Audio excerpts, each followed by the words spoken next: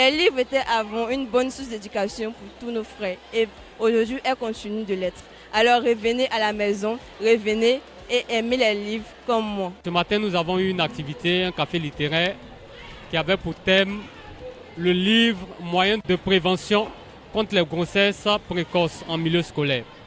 Et nous pensons que c'est une activité qui a tenu toutes ses promesses de par l'affluence des enfants, des encadreurs, du personnel même administratif.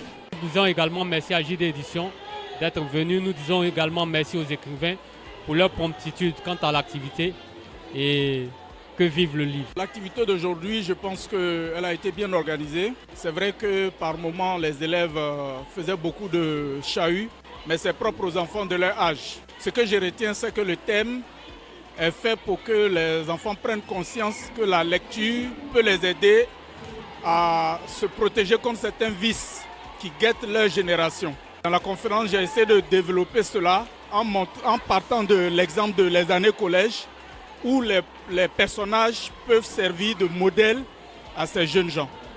Donc globalement, l'activité littéraire s'est bien déroulée et je tire mon chapeau aux organisateurs.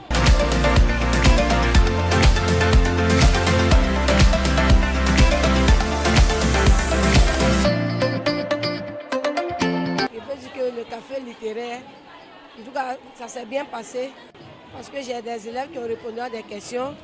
Ça prouve qu'ils s'intéressent à la lecture. Peut-être à nous de les motiver pour qu'ils puissent s'intéresser plus, puisque tout se trouve dans les livres. Merci d'être venus.